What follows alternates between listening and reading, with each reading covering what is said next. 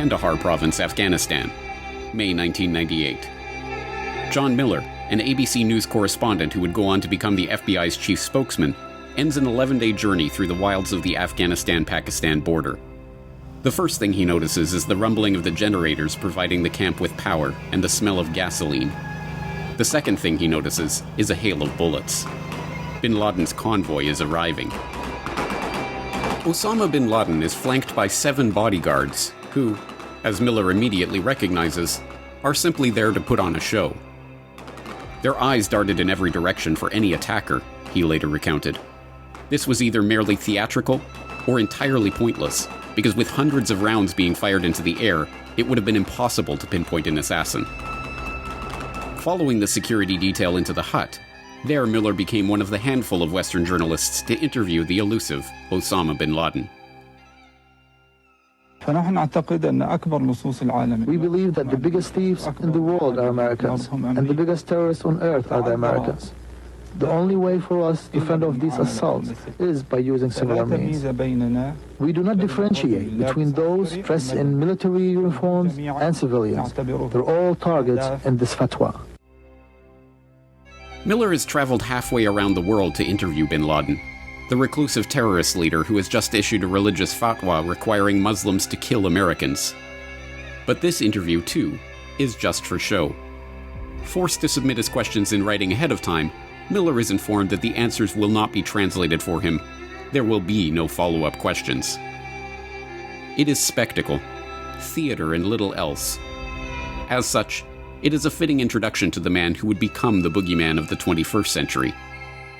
The interview was followed in short order by a more explosive drama. What are your future plans? You'll see them and hear about them in the media, God willing.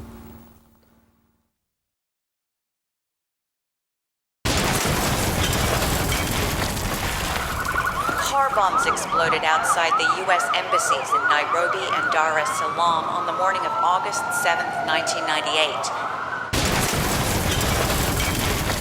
U.S. Navy officials in Bahrain today said suspected suicide bombers badly damaged in a terrorist attack in Yemen. American sailors were killed, injured, missing. Yemen today, the U.S.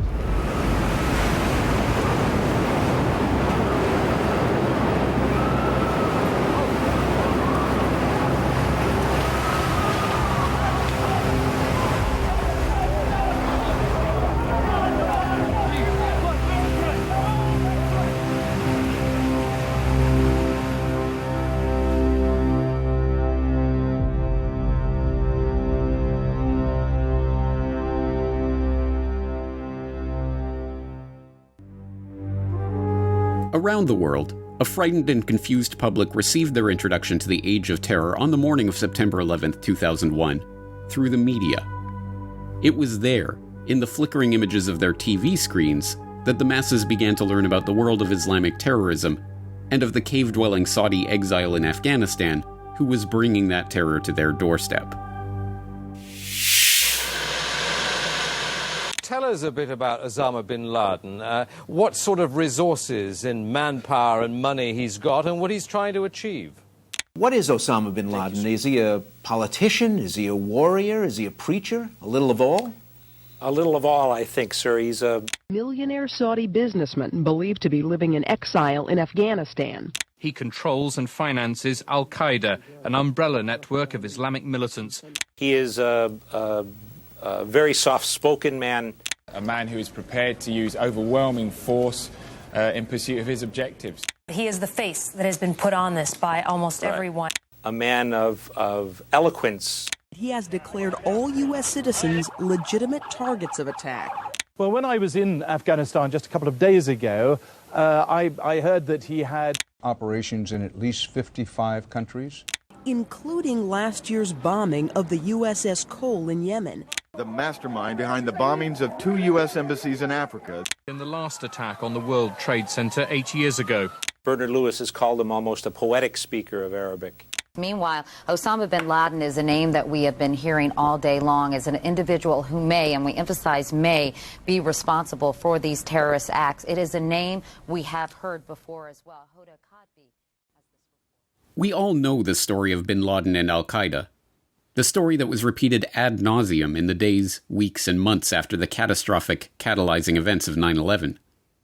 So often was that story repeated that the hypnotized public forgot that it was, at base, just that. A story. In the ahistorical fable of TV soundbites, terrorism is a modern invention, created out of whole cloth by Osama bin Laden and al-Qaeda.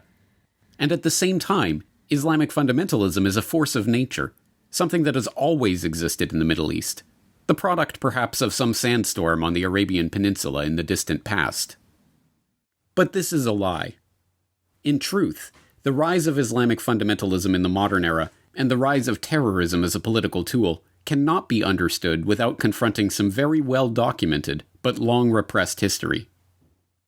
Ever since the mid-18th century, when the British East India Company gained dominion over the Indian subcontinent, the history of Islam as a political and cultural force has been intimately tied to the fortunes of empire and the aims of the Western powers.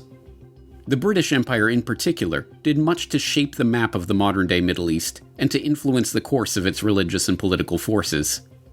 This influence can be seen throughout the 18th and 19th centuries. Britain's gradual takeover of the Indian subcontinent led to the British Empire becoming, in the estimation of Winston Churchill, the greatest Mohammedan power in the world. The 19th century Great Game between Victorian England and Tsarist Russia for control of Central Asia saw the British propping up unpopular Islamic rulers throughout the region as a buffer between Russia and the crown jewel of the British Empire, India. Britain's desire to maintain its access to India led to the British conquest of Egypt in 1882, resulting in 40 years of British rule and a military presence in the country that was not removed until the Suez Crisis of 1956. From Khartoum to Constantinople, Jerusalem to Jakarta, no part of the Muslim world could escape the influence of the British crown. Sometimes that influence was used to strengthen the rule of Islamic hardliners. Sometimes, as with the Mahdist rebellion in Sudan, that influence was used to put down Islamic uprisings. But in each case, the British Empire's goal was clear: to use whatever means at its disposal to undermine movements and governments unfavorable to its rule, and to install and encourage those forces that were willing to cooperate with the crown. This was evident in India, where George Francis Hamilton, Secretary of State for India, wrote in 1886 of the British strategy of using Muslim and Hindu divisions in the country to their advantage, along the lines of the old Roman imperial strategy of divide and rule. I think the real danger to our rule, not now, but say 50 years hence, is the gradual adoption and extension of Western ideas of agitation organization, and if we could break educated Indians into two sections holding widely different views, we should, by such a division, strengthen our position against the subtle and continuous attack which the spread of education must make upon our system of government. We should so plan educational textbooks that the differences between community and community are further strengthened. But perhaps no clearer example of the British Empire's role in shaping the modern Muslim world can be found than the story of the ascendance of the House of Saud and the formation of the modern-day Kingdom of Saudi Arabia. Once again, British fingerprints can be found on every aspect of the story. When Britain began contemplating a shift from its centuries-long policy of supporting the Ottoman Empire in the Middle East, it was Captain William Shakespeare, a British civil servant and explorer, who made the first official contact with Ibn Saud, the progenitor of the Saudi dynasty who would go on to found the Kingdom of Saudi Arabia. In addition to taking the first photographs of the future Saudi king, Shakespeare became Ibn Saud's friend and military advisor, helping to steer the rising Arab leader away from alliance with the Ottomans and into a treaty with the British. Shakespeare died on the battlefield at Jereb in 1915, where the British-backed Ibn Saud was battling his Turkish-backed rival, Ibn Rashid. After Shakespeare's death, another British agent, Colonel Thomas Edward Lawrence, gained international fame as Lawrence of Arabia for his role in the Arab revolt against Ottoman rule in the Middle East. Although his own self-serving autobiography and the Hollywoodization of his story cemented in the popular imagination the idea that Lawrence was motivated solely by his concern for the Arabs and their independence. We do not work this thing for Faisal. No. For the English, then? For the Arabs. The Arabs. The documented history of Lawrence's actions and motivations tells a very different story. A memo on the politics of Mecca, penned by Lawrence for his intelligence handlers in 1916, reveals a more duplicitous British calculus for supporting certain factions of the Arab revolt. The Arabs are even less stable than the Turks. If properly handled, they would remain in a state of political mosaic, a tissue of small jealous principalities, incapable of cohesion, and yet always ready to combine against an outside force.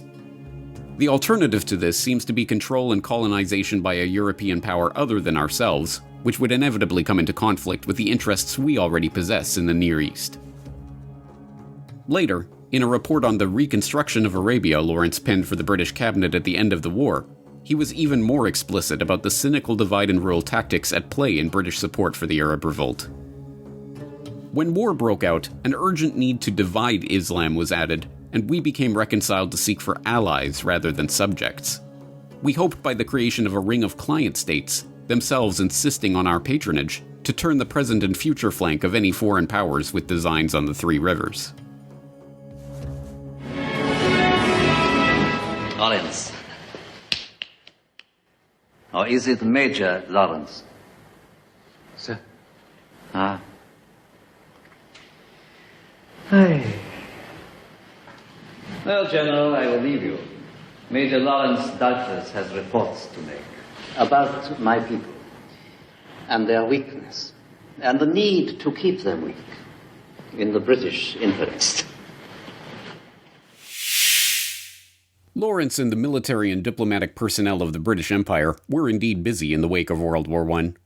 In many ways, the aftermath of the war represented the zenith of that empire and the culmination of centuries of British manipulation in the Middle East. Driven by a mixture of political necessity and imperial hubris, the imperial planners had entered into secret agreements that redrew the map of the Middle East and once again affirmed the centuries-old accusation that perfidious Albion was not to be trusted. In 1916, the British and French entered into a pact to divide up the territory of the Ottoman Empire between themselves should they win the war. This treaty, known as the Sykes-Picot Agreement after the diplomats who negotiated the document, was a direct negation of the web of promises that the British had already made on the land, including the territorial promises they had made to Ali ibn Hussein, the Sharif of Mecca who led the Arab revolt against the Turks, the Treaty of Daren that had promised Ibn Saud British protection for his conquests in the Arabian Peninsula in return for his support in the war, and the Balfour Declaration promising the Zionists a Jewish homeland in Palestine. Although the revelation of the secret Sykes-Picot Agreement by the Bolsheviks in 1917 proved a considerable embarrassment for the British and French, it did little to hinder their plans. The agreement provided a basis for the ultimate partitioning of the Ottoman Empire after the war, and the national borders that it helped to create have gone on to shape a century of strife and political conflict in the region. But it was not enough merely to draw the lines on the maps that would define the post-war Middle East.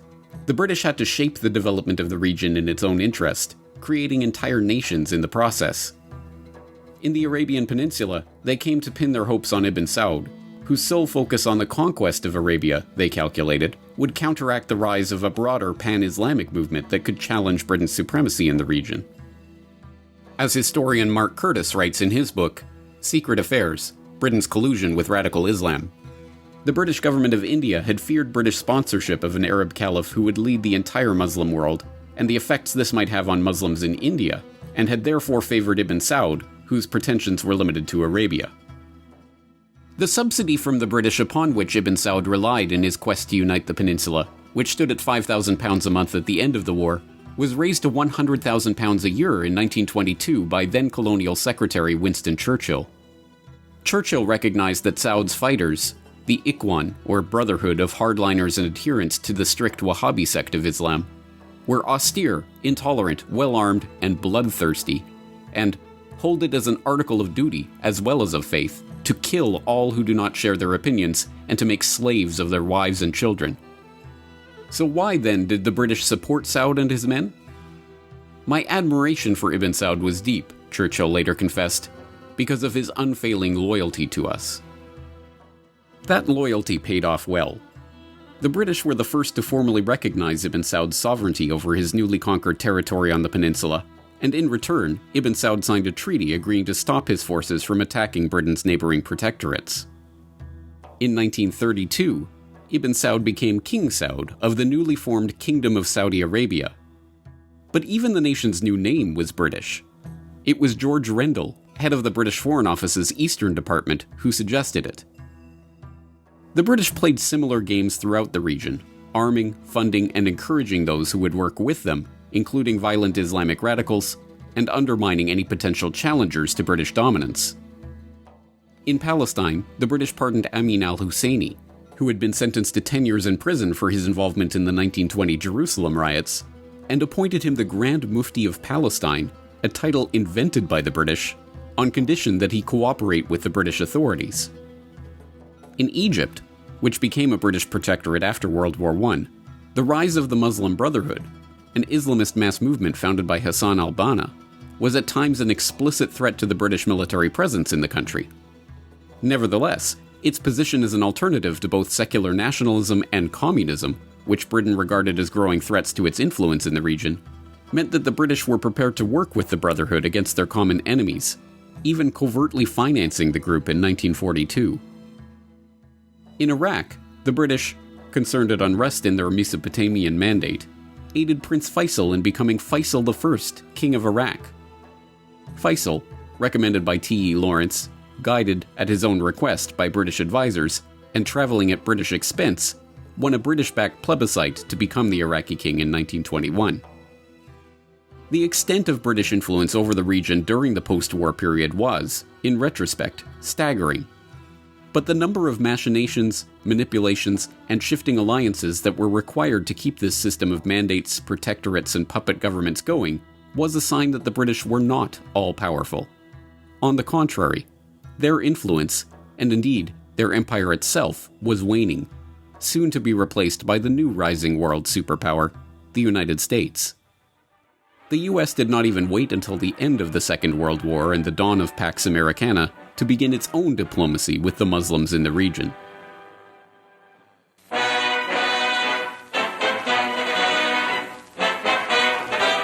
An American destroyer comes alongside a cruiser in Great Bitter Lake on the Suez Canal in Egypt. It brings Ibn Saud, king of the 5 million people of Saudi Arabia, to a conference with President Roosevelt, stopping off here on his return from the Crimea Conference. The destroyer has been decked out with rare carpets for the monarch. This 800-mile trip marks the first time that King Ibn Saud has ever left his native land. President Franklin Roosevelt's meeting with King Ibn Saud aboard the USS Quincy on Egypt's Great Bitter Lake in February 1945 was no ordinary exchange of diplomatic pleasantries. King Saud's first foreign trip involved a number of unusual requests and special arrangements. The Saudis insisted on bringing a contingent of 48 men, even though the Americans had said they could accommodate only 10. They insisted on sleeping in tents pitched on the ship's deck, rather than in the cabins provided.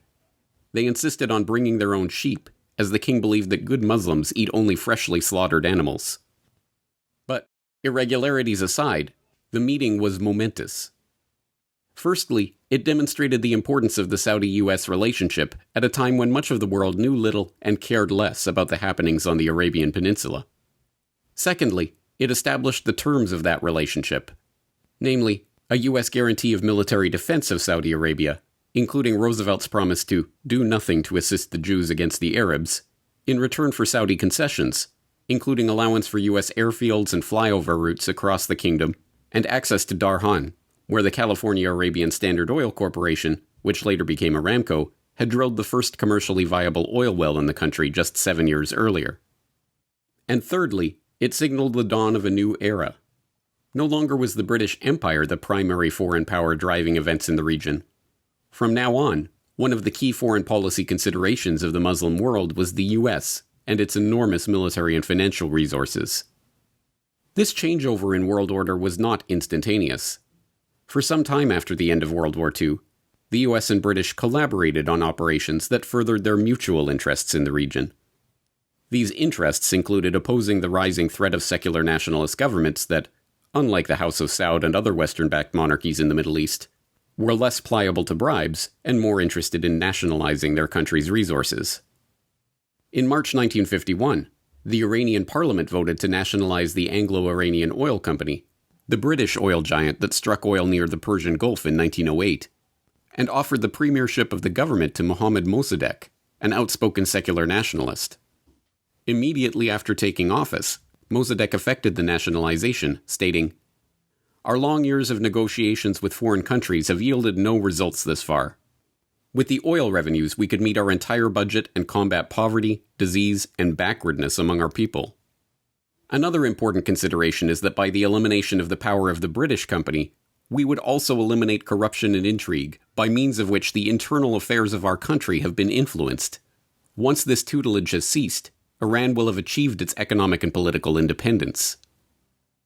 The nationalization put Tehran on a collision course with London. But Britain knew that a military intervention was not possible without American approval, and, despite harsh economic sanctions on the country and a boycott of the newly nationalized oil industry that was joined by much of the Western world, they could not overthrow the Iranian government themselves. Instead, they had to turn to the US. Although the Truman administration was initially hesitant to become involved, that changed with the election of Dwight D. Eisenhower and the installation of the Dulles brothers, Alan and John Foster, as Director of Central Intelligence and Secretary of State, respectively. By June of 1953, the CIA was already adapting the British coup proposal into their own covert operation, dubbed Operation TP Ajax. An open secret in the world of intelligence, the CIA MI6 role in the overthrow of Mossadegh was officially denied by the US government for over half a century and is still unacknowledged by the British government to this day. Nevertheless, the CIA's own internal history of the operation, first revealed to the public in the year 2000, confirms the extent of the American and British role in the coup. They convinced the Shah of Iran to agree to the plan. They handpicked General Fazlollah Zahidi as Mossadegh's successor. They rolled out a propaganda campaign to portray Mossadegh, a devout adherent to democratic nationalism who rigorously excluded the nation's Communist Party from his government, as a communist sympathizer who would steer Iran into the arms of the Soviets. They spent hundreds of thousands of dollars bribing journalists, clerics, and even Iranian parliament members themselves to go along with the plot. And they used a network of agents and suitcases full of money to incite riots and protests across the country. In the end, the operation was a success. Mossadegh was driven from power, General Zahidi took his place, the Western-backed Shah ruled the country with the iron fist of his feared secret police for the next 25 years, and a new agreement on sales of Iranian oil was reached. This time, though, the Anglo-Iranian Oil Company, now rebranded as British Petroleum, would not have a monopoly on the country's lucrative oil reserves. An international consortium was put together to share in the profits, with American companies Chevron and Standard Oil cut into the deal.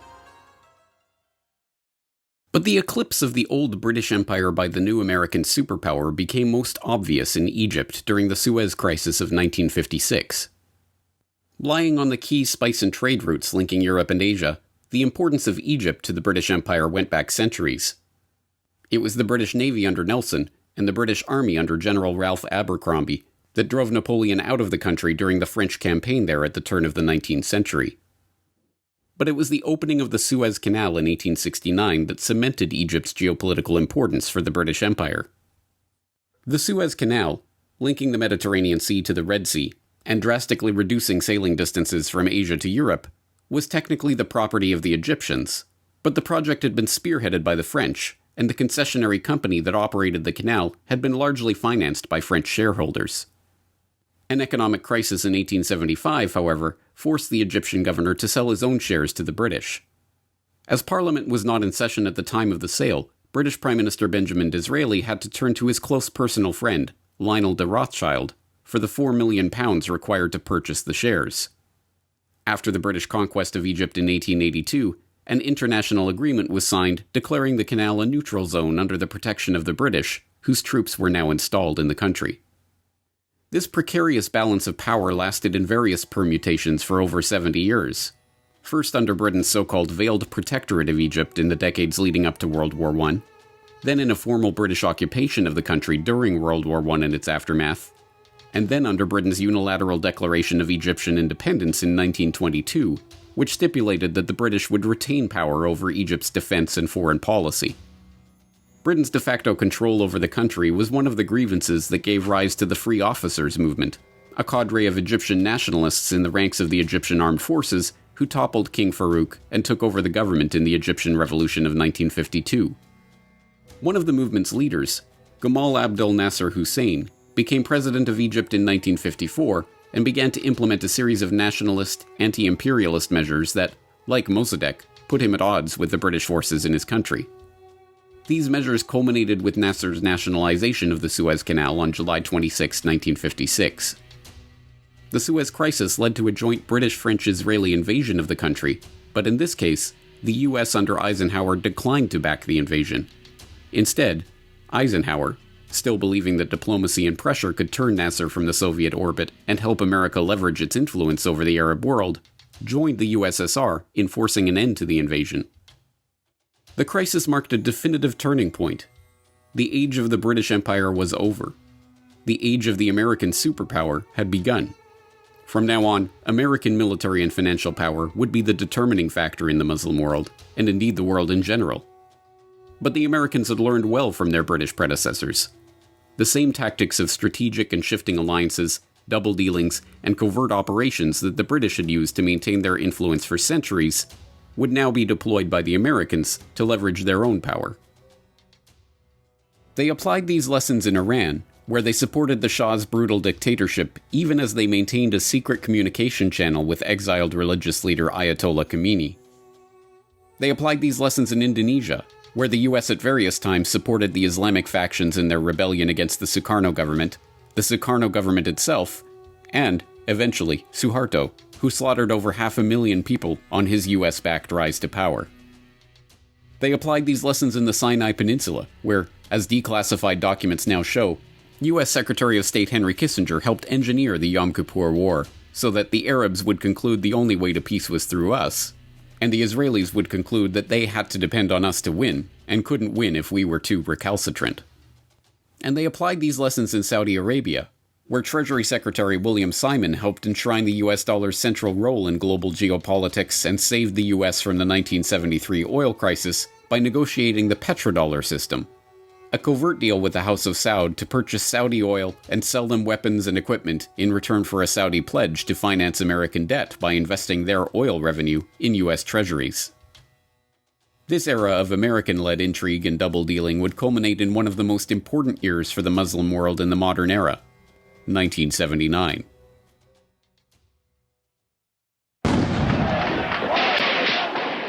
That was the year of the Iranian Revolution, when the American and British overthrow of Mossadegh in 1953 would come home to roost in the overthrow of the Western-backed Shah and the first major victory for the forces of political Islam in the creation of the Islamic Republic of Iran.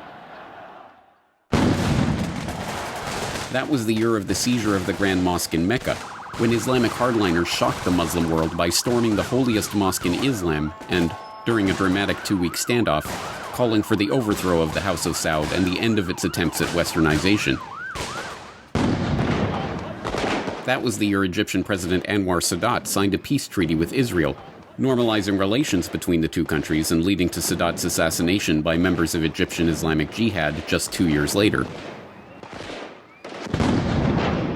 And that was also the year that developments in Afghanistan put in motion a chain of events that would lead to the creation of the group we now know as Al-Qaeda.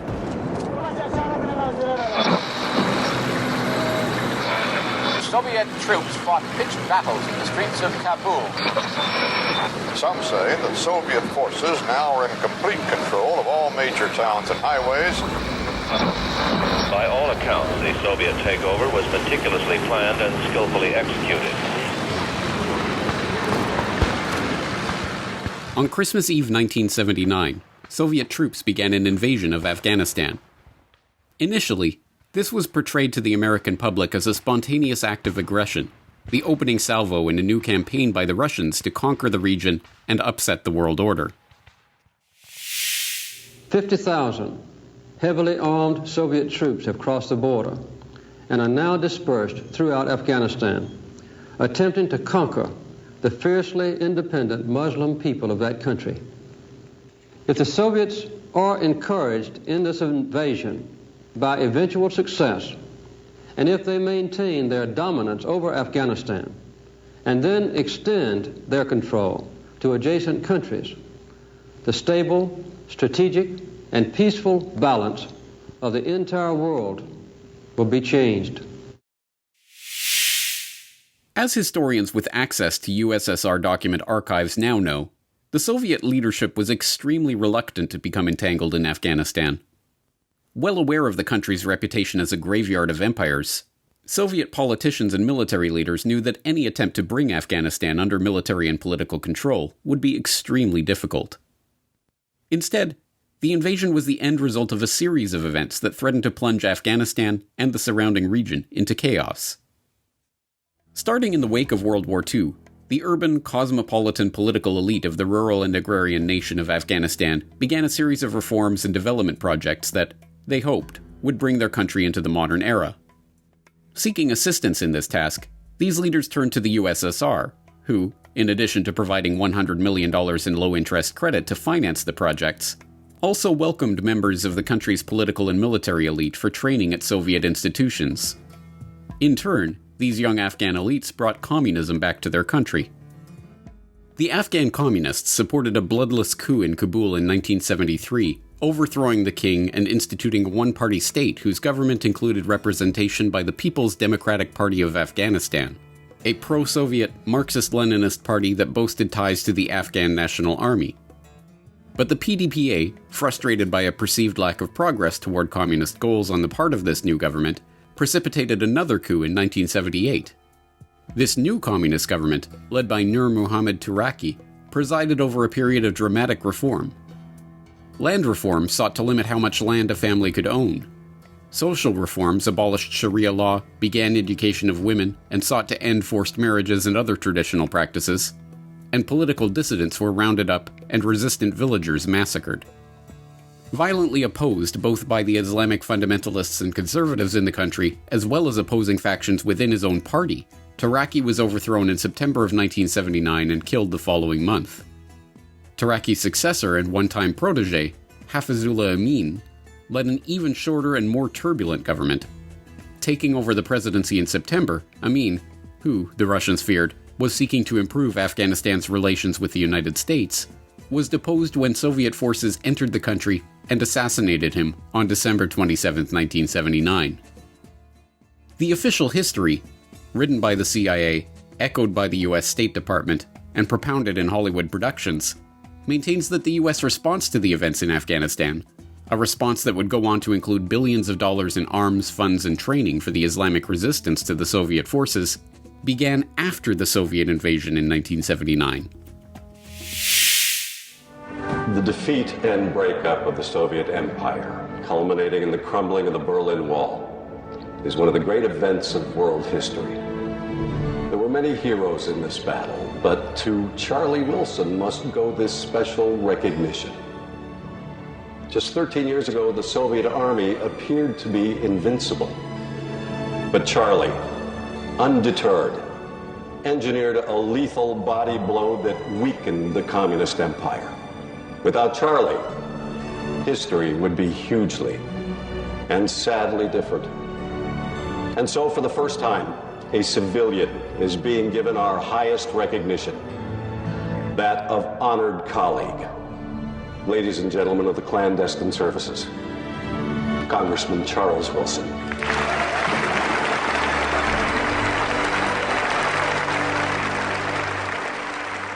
But this, too, is a lie. In reality, the covert operation to aid the Mujahideen freedom fighters did not begin after the Soviets invaded, and it was not the work of Charlie Wilson. As former CIA Director Robert Gates revealed in his 1996 autobiography, assistance to the Afghan Mujahideen did not start after the Soviet invasion, but 6 months before, in July 1979, with President Jimmy Carter signing off on a covert operation to assist and fund the resistance forces in Afghanistan. This was done in the full knowledge that these forces might antagonize and draw the Soviets into the country, which is precisely what a certain faction of the Carter White House, known as the Bleeders for their propensity to bleed the Soviet Union through an engaged guerrilla conflict like the US had experienced in Vietnam, wanted to achieve. This was confirmed 2 years later by Zbigniew Brzezinski, Carter's national security advisor, in a 1998 interview. According to the official version of history, CIA aid to the Mujahideen began during 1980, that is to say, after the Soviet Army invaded Afghanistan on December 24, 1979. But the reality, closely guarded until now, is completely otherwise. Indeed, it was July 3, 1979 that President Carter signed the first directive for secret aid to the opponents of the pro-Soviet regime in Kabul. And that very day, I wrote a note to the president in which I explained to him that in my opinion, this aid was going to induce a Soviet military intervention. The program that Carter signed off on, dubbed Operation Cyclone and billed as the largest covert operation in history, continued and expanded throughout the 1980s, leading to the rise of the Taliban and the encouragement of what Brzezinski called in that same interview, some agitated Muslims. U.S. National Security Advisor Brzezinski flew to Pakistan to set about rallying resistance. He wanted to arm the Mujahideen without revealing America's role. On the Afghan border near the Khyber Pass, he urged the soldiers of God to redouble their efforts. We know of their deep belief in God, and we are confident that their struggle will succeed. That land over there is yours. You'll go back to it one day because your fight will prevail and you'll have your homes and your mosques back again because your cause is right and God is on your side. The purpose of coordinating with the Pakistanis would be to make the Soviets bleed for as much and as long as is possible. News of the struggle began to spread throughout the Arab world, and soon the stories of the brave Mujahideen fighting the communist infidels became a rallying cry for jihad. The Afghan resistance had made Peshawar, just over the border in Pakistan, their headquarters, and it was there that visitors from around the Muslim world heard firsthand the tales from the battles against the Soviets and saw for themselves the squalor of the refugees who had been forced from their homes by the Russian invaders. One such visitor was Abdullah Azzam, a passionate young Palestinian whose militant activism had cost him his job as a lecturer at King Abdulaziz University in Jeddah and had prompted him to take a position in Islamabad so he could be closer to the Afghan jihad. But this was still not close enough, and he resigned his position to dedicate himself full-time to the Afghan cause. He spent time in the refugee camps and Mujahideen base at Peshawar, issued a fatwa arguing that Muslims had a duty to wage jihad in Afghanistan, and made frequent trips to Jeddah, where he recruited young Muslims for the cause. While in Jeddah, he stayed at the guest flat of a rich young Saudi named Osama bin Laden. Osama bin Laden was the 17th of 54 children of Mohammed bin Awad bin Laden, an itinerant laborer from Yemen who had worked his way up in the Saudi construction business to become one of the wealthiest non-royals in the Saudi kingdom. Mohammed bin Laden's business, today known as the Bin Laden Group Global Holding Company and comprising a sprawling, multi-billion-dollar multinational conglomerate involved in some of the largest construction projects in the world, started from humble beginnings. After arriving in Jeddah from his native Yemen in 1930, Mohammed bin Laden took a job as a dock worker, then as a bricklayer for Aramco during the country's first oil boom. When Aramco sought to subcontract some of the construction work it had undertaken for the Saudi government, bin Laden used the opportunity to grow his own construction firm. His exacting building standards, combined with his energy, his honesty, and his willingness to work shoulder to shoulder with his men, earned Mohammed bin Laden a reputation as a craftsman and a teacher, and brought him to the attention of King Ibn Saud's finance minister. The aging King Saud, by now largely confined to a wheelchair, gave bin Laden the chance to renovate his palace in Jeddah so that his car could be driven by ramp directly to his second-floor bedroom. Impressed with bin Laden's work, and bin Laden's gesture of personally driving the king's car up the newly installed ramp to make sure it would hold the weight, the king awarded him with a number of increasingly important projects and even appointed him as an honorary minister of public works. Bin Laden's business, later rebranded as the Saudi Bin Laden Group, would go on to construct most of the kingdom's roads, renovate the Prophet's mosque at Medina, and even renovate the Grand Mosque in Mecca itself. Although Mohammed bin Laden's fortune was split between dozens of heirs, and although Osama's father divorced his mother shortly after he was born, the younger bin Laden was still born into a life of luxury that few in the kingdom outside the royal family would ever know. Osama bin Laden's share of the family fortune has been estimated at $30 million, and it was expected that he would, like many of his brothers, take up the family business. He studied economics and business administration at King Abdulaziz University, where he met and was influenced by Abdullah Azzam, who was by then already known for his credo, jihad and the rifle alone, no negotiations, no conferences, and no dialogues. Accounts of when and how Osama bin Laden first ended up in Afghanistan differ. According to Osama himself, speaking to Robert Fisk in his first interview for the Western press in 1993, "When the invasion of Afghanistan started, I was enraged and went there at once. I arrived within days before the end of 1979. Others contend that Osama had never heard of Afghanistan before the Soviet invasion, and that he didn't set foot in the country itself until 1984. Whatever the case, by the mid-1980s, bin Laden was well known as one of the key fundraisers for the Afghan cause in the Arab world, using his family connections to gather donations from rich Saudis and delivering them to Pakistan to assist the fighters in the field. In 1984, Osama and Azzam co-founded Maktab al-Khidmat, or the Office of Services, which the US government would later identify as the precursor organization to al-Qaeda. The group aimed to recruit the foreign fighters that were taking up Azzam's call to join the jihad in Afghanistan, with bin Laden providing money through his fundraising connections and with direct contributions. Initially little more than a guest house in Peshawar where foreign recruits for the Afghan war could stop on their way to the front, the operation quickly expanded as money poured in and more fighters began to arrive. Soon it caught the attention of other figures in the Afghan war, including Gulbuddin Hekmatyar, a brutal Afghan warlord supported by the US to the tune of $600 million who was known for killing more Afghans than Soviets, and Dr. Ayman al-Zawahiri, the head of Egyptian Islamic Jihad, who would go on to become Osama bin Laden's right-hand man. The New Yorker has called Zawahiri the man behind bin Laden.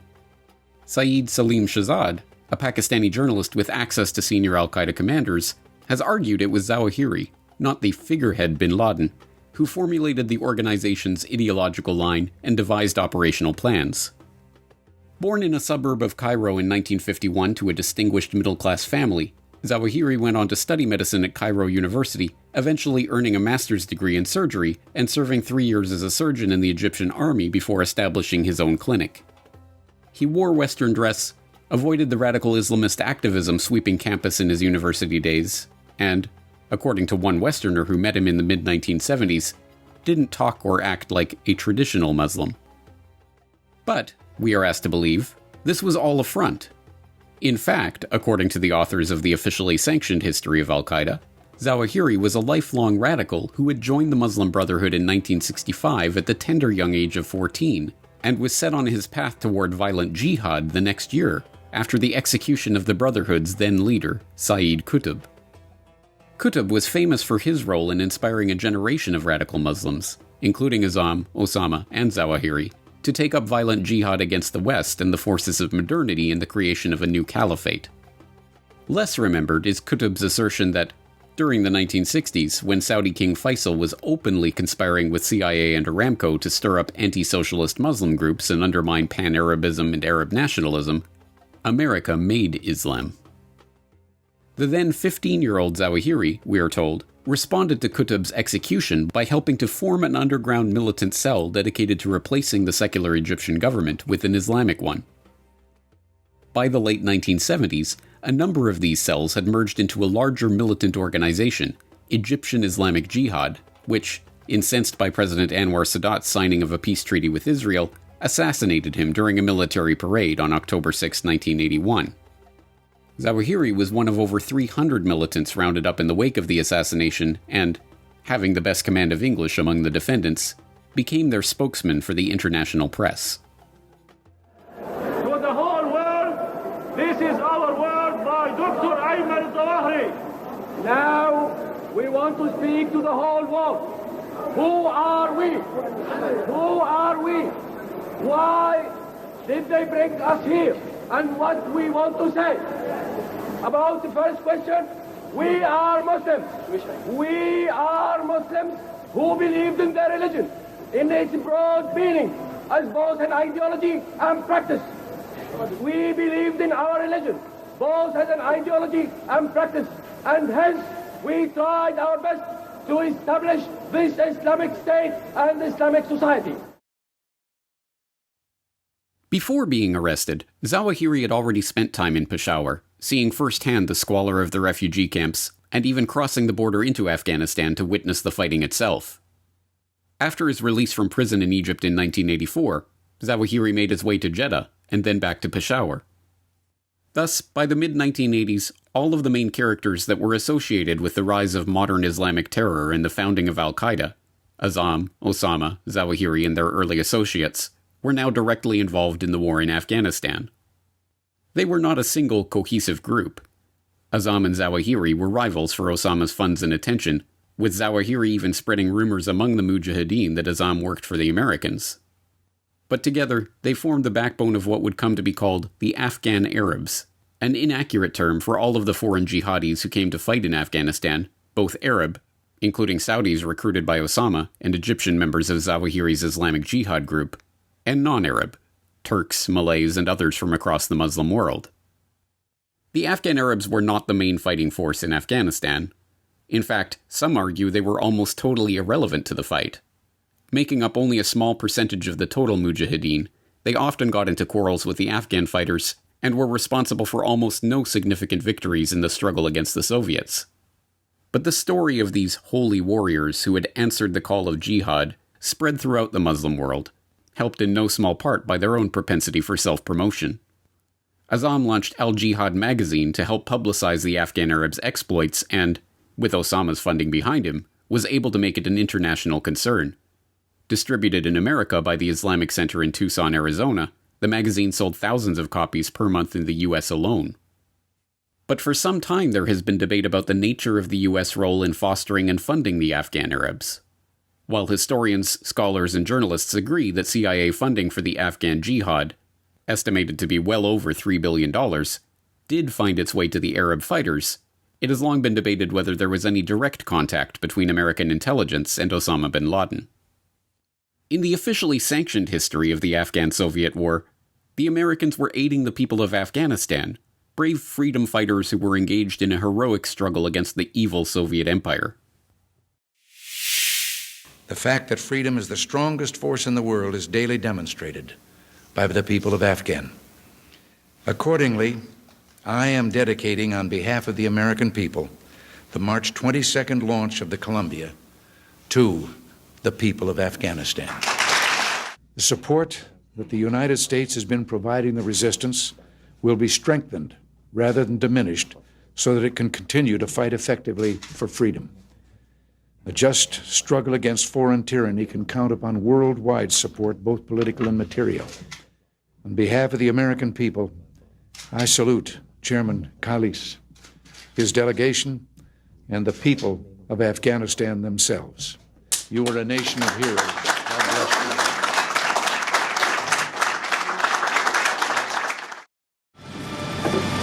Hard to believe, John. What's that, sir? Well, I hate to admit it, but the truth is I think we're getting soft. Maybe just a little, sir. Just a little.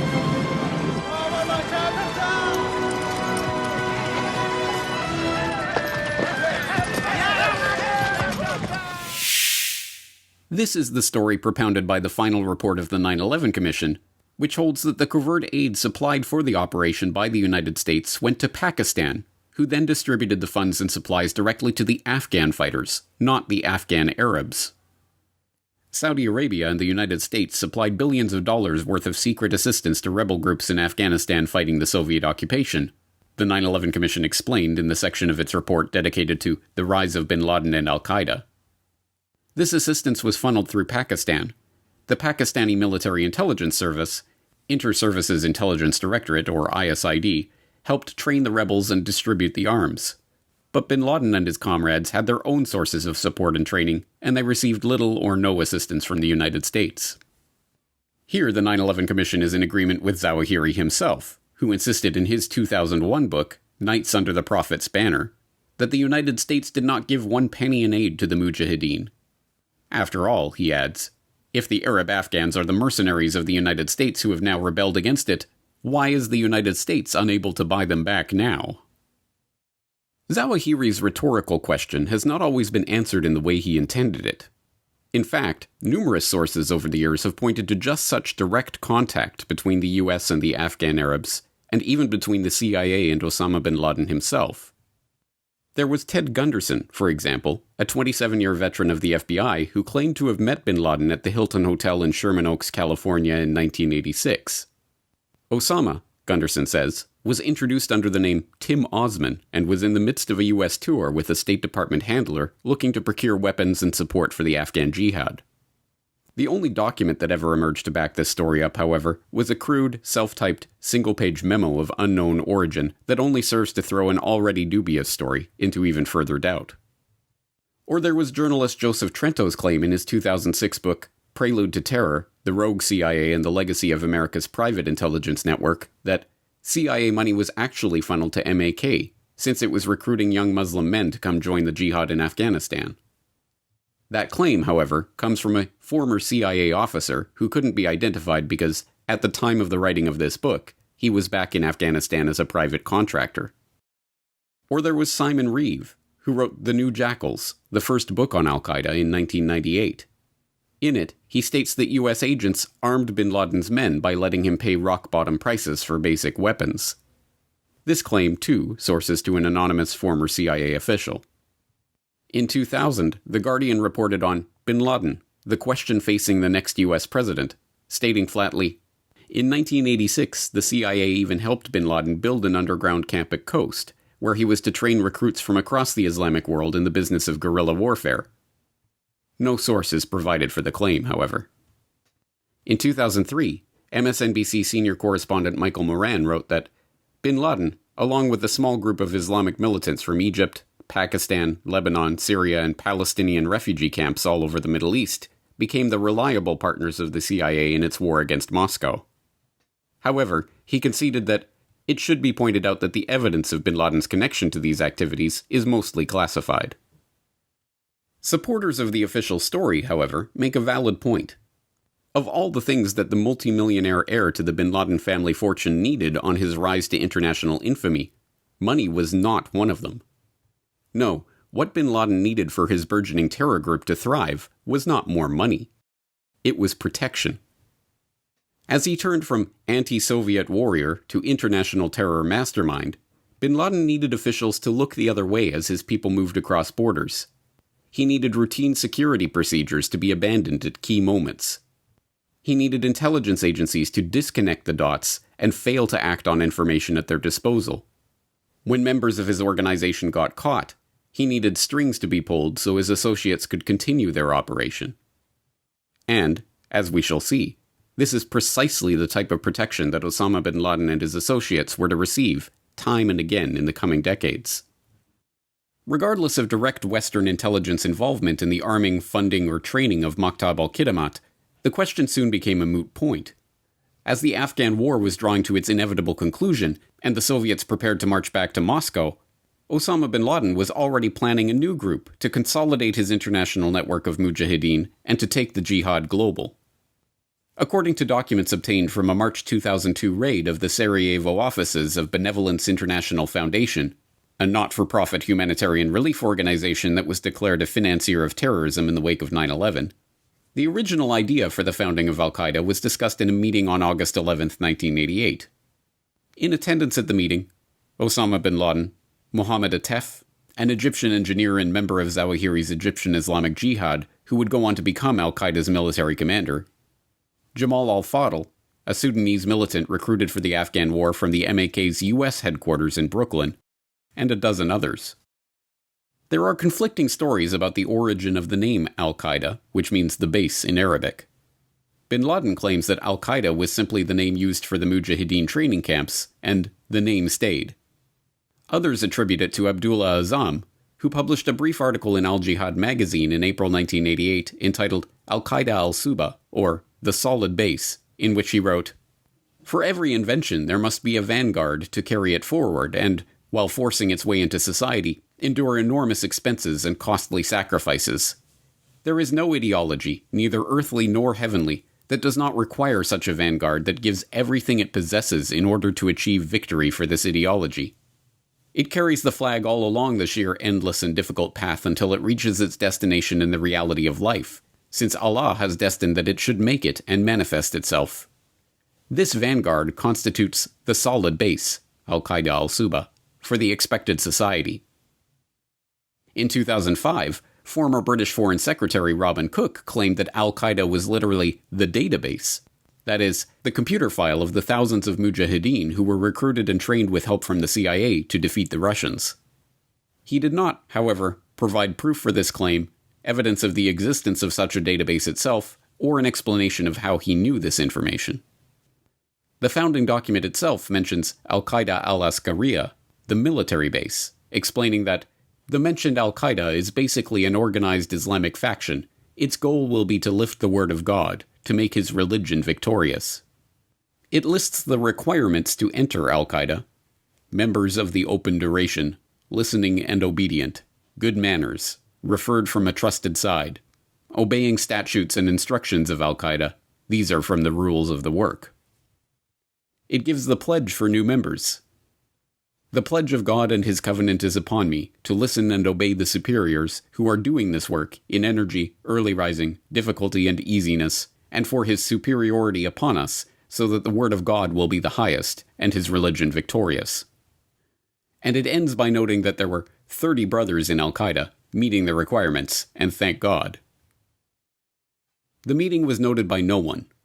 In the larger scheme of things, it meant nothing.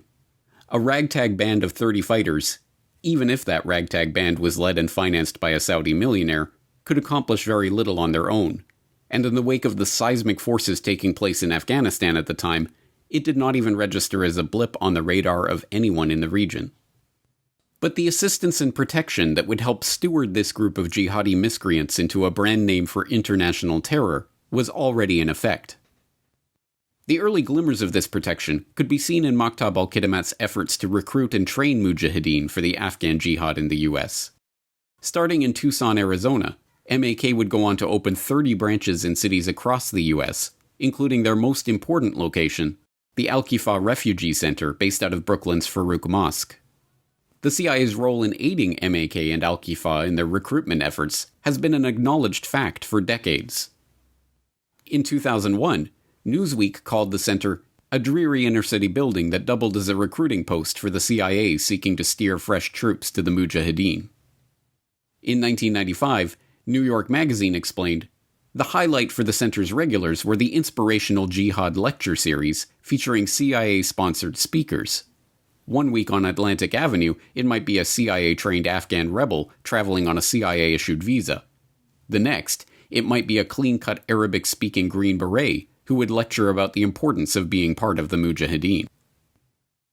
J. Michael Springman, a visa officer at the U.S. consulate in Jeddah from 1987 to 1989, testified how his decisions to deny visas to enter the United States to clearly unqualified applicants were routinely overridden by CIA officers at the consulate as part of their effort to help Osama bin Laden's Mujahideen in Afghanistan. I was being pressured by the Consul General, J. Philip Freres, by a consular officer, a commercial officer, and various other people throughout the consulate. We need a visa for this guy. It wasn't a visa for my friend. It wasn't a visa for a prospective business contact. It was for somebody like the two Pakistanis who were going to a trade show in the United States. They couldn't name the trade show. They couldn't name the city in which it was being held.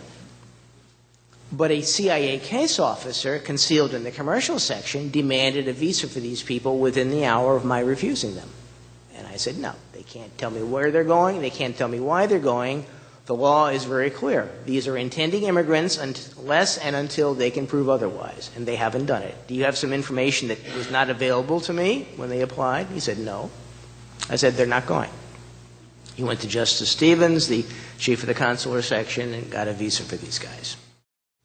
And it wasn't until I was out of the Foreign Service, when my appointment had been terminated for unspecified reasons, that I learned from three good sources. Joe Trento, the journalist, a fellow attached to a university in Washington, D.C., and a guy with expert knowledge on the Middle East who had worked for a government agency. They said, it's very simple. The CIA and its asset Osama bin Laden were recruiting terrorists for the Afghan war. They were sending them to the United States for training, for rewards, for whatever purpose, and then sending them on to Afghanistan. And most likely, the problems they had with the liquor at the consulate, large amounts of it disappearing, it being sold at very high markups, and so forth, was being used to fund this. In a 1994 debriefing of his experience at Jeddah, Springman cited Sheikh Abdel Rahman as one of the CIA operatives with terrorist ties who were being aided by this program. Omar Abdel Rahman, better known as the Blind Sheikh, was born in Egypt in 1938 and lost his eyesight at just 10 months old. Studying a Braille version of the Quran, Rahman was sent to an Islamic boarding school and, inspired by the writings of Sayyid Qutb, earned a doctorate in Quranic interpretation from Al-Azhar University in Cairo. He made a name for himself among Islamic fundamentalists for his forceful denunciations of the secular government of Nasser, who imprisoned Rahman without charges for several months. It was Rahman who issued the fatwa that was used to justify the assassination of Sadat, and it was in prison, on trial for his part in the assassination, that Rahman met Zawahiri. After his release from prison, the Blind Sheikh made his way to join the jihad in Afghanistan, where, as even mainstream sources note, he is said to have established links with the Central Intelligence Agency. The CIA, it was later reported, had paid for Rahman to travel to Peshawar and preach to the Afghans about the necessity of unity to overthrow the Kabul regime. These CIA links served the Blind Sheikh well. As one of the most notorious Islamic radicals in the Middle East, the Blind Sheikh was on a U.S. State Department terrorist watch list that should have barred him entry to America. Nevertheless, in May 1990, he obtained a tourist visa to enter the United States from a consul in the U.S. Embassy in Khartoum.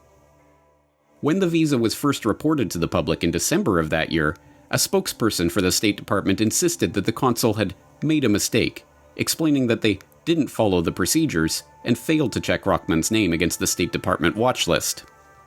It wasn't until July of 1993, 5 months after the bombing of the World Trade Center directed by Rahman and aided by an FBI informant, that the truth was revealed. Central Intelligence Agency officers reviewed all 7 applications made by Sheikh Omar Abdel Rahman to enter the United States between 1986 and 1990, and only once turned him down because of his connections to terrorism, reported the New York Times, adding that, while the practice is somewhat sensitive and not widely known, it is not unusual for a low-level CIA officer to be assigned a post as a consular official, as they had been in each of the 7 cases. It was later reported that the visas had been a reward for Rahman's services to the CIA in Afghanistan. Incredibly, this was not the end of the string of lucky breaks that allowed Rahman, the leader of the first Islamic terror cell to operate on U.S. soil, to continue his operations unmolested. In November of 1990, his CIA-approved tourist visa was revoked, but because of a procedural error, immigration officials were not aware that he was in the country and had to begin an investigation before he could be deported. Despite all of this, Rahman was still able to obtain a green card for permanent residence in the United States in April of 1991. After leaving the country and returning in August of that year, immigration officials identified that he was on a watch list and began proceedings to rescind his residency status, but they allowed him to re-enter the United States anyway. His green card was revoked in March of 1992, but he was still allowed to remain in the country while he applied for political asylum and plotted the World Trade Center bombing out of the MAK-founded, CIA-connected Al-Qaeda stronghold in Brooklyn, the Al-Kifah Refugee Center. But as remarkable as the Blind Sheikh's story is, it is not unique. Rahman was not the only person associated with Al-Qaeda's Al-Kifah Center who proved able to freely enter the US despite being on a watch list. In the late 1980s and early 1990s, Ayman al-Zawahiri, the future leader of Al-Qaeda, made at least 3 visits to the United States. Despite having been imprisoned in Egypt for 3 years after the assassination of Sadat, and despite his known role as the leader of Egyptian Islamic Jihad, Zawahiri was able to enter the US and, using an alias and posing as a representative of the Kuwaiti Red Crescent Society, engage in fundraising for his terror group. His trip was made possible by one of his most important operatives, Ali Mohammed, who had arranged the trip and provided him with the fake passport he used to enter the country. It is in the story of Ali Mohammed, dubbed Al-Qaeda's triple agent, that the incredible ties between US intelligence and Al-Qaeda are revealed. Indeed, the tale of Mohammed's unlikely career, described as the most tantalizing and complex story in the history of Al-Qaeda's war against America, is so utterly unbelievable that a Hollywood scriptwriter would reject it for being too implausible. The son of a career soldier in the Egyptian army, Mohammed attended the Cairo Military Academy and obtained 2 bachelor's degrees and a master's degree in psychology from the University of Alexandria. Mohammed followed in his father's footsteps, joining the Egyptian army and quickly rising to the rank of major. An intelligence officer in the Egyptian Special Forces, Mohammed was a member of the same unit that carried out the assassination of Sadat in 1981. But he was not in Egypt when it happened. He was training with the US Green Berets at Fort Bragg on a foreign officer exchange program. The FBI would later allege that it was during this training course that Mohammed was first approached by the CIA, who sought to recruit him as a foreign asset. That same year, Mohammed joined Zawahiri's Egyptian Islamic Jihad and raised the suspicions of the Egyptian army, not just for his ties to the Sadat assassination unit, but his conspicuous acts of Islamic fundamentalism, including taking time for the 5 daily prayers and loudly proclaiming his Islamic beliefs to anyone who would listen. Discharged from the Egyptian army in 1984, Mohammed, at the behest of Zawahiri, landed a job as a counterterrorism security advisor for Egypt Air. Impressed by Mohammed's abilities, Zawahiri tasked him with a seemingly impossible challenge: infiltrate an intelligence service of the US government. Remarkably, according to the official history of Al-Qaeda propounded by the very intelligence services Mohammed was tasked with infiltrating, that was exactly what he did. According to that official story, in 1984 Mohammed turned up at the CIA station in Cairo offering his services. The CIA took him up on the offer, sending him to Hamburg, Germany to infiltrate a Hezbollah-linked mosque there. Upon arriving in Hamburg, Mohammed immediately announced that he had been sent by the CIA. The agency, learning of the betrayal, officially cut their ties with him, putting Mohammed on a State Department watch list that should have prevented him from entering the US. But, as government sources later told the Boston Globe, he was able to enter the country in 1985 anyway with the help of clandestine CIA sponsorship. According to the report, Mohammed benefited from a little-known visa waiver program that allows the CIA and other security agencies to bring valuable agents into the country, bypassing the usual immigration formalities. What happened next defies all credulity. On his flight from Athens to New York, Mohammed sat next to Linda Lee Sanchez, a single medical technician from Santa Clara, California, 10 years his senior. After spending the flight in conversation, the two agreed to meet again, and 6 weeks later they were married at the Chapel of the Bells in Reno, Nevada. Now applying for U.S. citizenship, Mohammed enlisted in the U.S. Army in August 1986, completing basic training at Fort Jackson, South Carolina, and receiving an Army Achievement Medal for his exemplary performance. Completing jump school and qualifying as an expert marksman on the M16, Mohammed quickly reached the rank of E4 and was then inexplicably posted to the Special Operations Command at Fort Bragg, where he had earlier trained as a foreign exchange officer. Working as a supply sergeant for a Green Beret unit, he was soon lecturing on the Middle East to students at the John F. Kennedy Special Warfare Center, the training center for U.S. Special Forces. Islam cannot survive in area without political domination. Islam itself as a religion cannot. So if I live in one area, we have to establish an Islamic state, because Islam without political domination cannot survive. Even his commanding officer, Lieutenant Colonel Robert Anderson, was stunned by the incredibly unlikely rise through the ranks of this watch-listed Muslim radical. I think you or I would have a better chance of winning the Powerball lottery than an Egyptian major in the unit that assassinated Sadat would have of getting a visa, getting to California, getting into the army, and getting assigned to a special forces unit, Anderson later told the San Francisco Chronicle. That just doesn't happen. But it did. And the unbelievable story of Ali Mohammed did not stop there. In fact, it was only just beginning. In 1987, Mustafa Shalabi, the emir of the al-Qaeda-linked Al-Kifah Refugee Center in Brooklyn, transmitted a request from the Mujahideen in Afghanistan for Ali Mohammed to come and train rebel troops in the camps there. Mohammed requested a 30-day leave from the army and made his preparations to travel to Paris, and from there on to Afghanistan using forged documents provided to him by Mujahideen agents. Mohammed made no attempt to hide his plan, and Lieutenant Colonel Steve Neely, the JFK Special Warfare Center instructor who hired Mohammed as a lecturer, was so upset at the idea, a U.S. soldier heading to a war zone to engage in training and, inevitably, combat without the permission of the army, that he sent a report up the chain of command informing his superior officers about Mohammed's plan. But he never heard back. Ali Mohammed went to Afghanistan, where he not only provided training to the Mujahideen, but, according to his own story, even fought and killed 2 Soviet Special Forces officers. When he returned to his duties at Fort Bragg after his 30-day leave, he even presented one of his mementos, a belt from one of the Soviet soldiers he had killed, to his commanding officer. A month after he left for Afghanistan, Ali Mohammed returns here, 11 kilograms lighter and brandishing a war trophy. And then he came back and gave us a debriefing with maps and even brought back this Russian Special Forces belt. He said that he'd killed the Russian Special Forces soldier.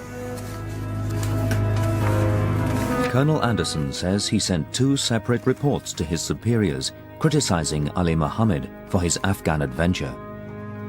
But he received no response, and Anderson says he did not have enough evidence to bring charges against Mohammed. So outrageous was Mohammed's behavior that his commanding officer came to believe that he was being sponsored by a U.S. intelligence agency. "I assumed the CIA," he told the San Francisco Chronicle. Anderson was not alone in this belief. Back in California, Mohammed's friends also assumed his CIA ties. Everyone in the community knew he was working as a liaison between the CIA and the Afghan cause.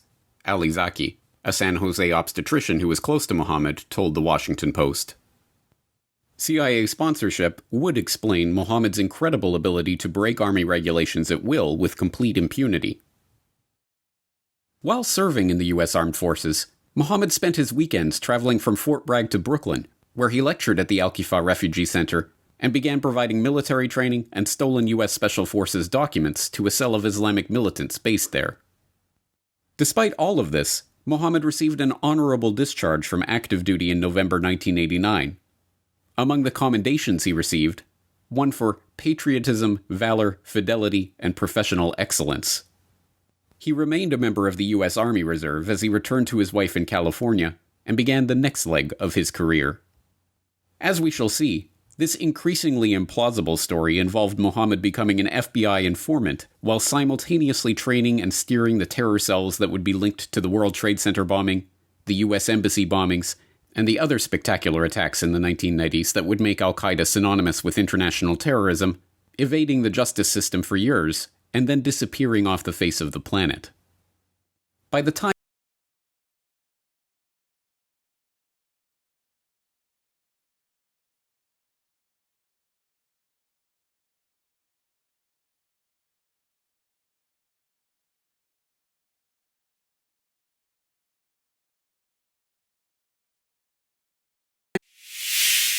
We stand tonight before a new world of hope and possibilities for our children, a world we could not have contemplated a few years ago. The challenge for us now is to engage these new states in sustaining the peace and building a more prosperous future. But this promised new world of hope never arrived. Instead, the world was about to be thrust into a new age of terror. And the public face of that terror, a young Saudi millionaire who was still being touted as an anti-Soviet warrior, had just cobbled together his band of Islamic militants, his Al-Qaeda base, in the training camps of Afghanistan.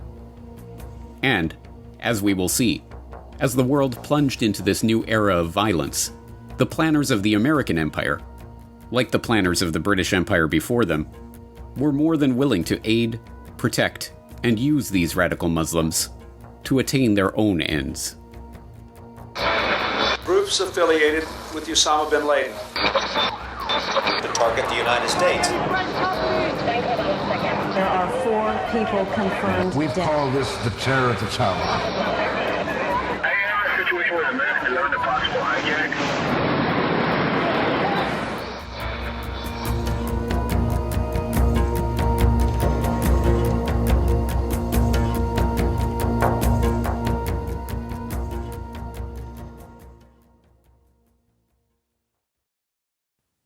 Next time on The Corbett Report. We think a bomb caused this explosion. You know that the bomb started to be built. By who? By your confidential informant. These guys had money flowing out their ass, and they had massive supplies of cocaine. There was a high-level decision in the CIA ordering people not to share that information. We just saw on live television as a second plane flew into the second tower of the World Trade Center. The world will not be the same from today on. False Flags, The Secret History of Al-Qaeda. Part 2, 9/11. Coming soon to CorbettReport.com.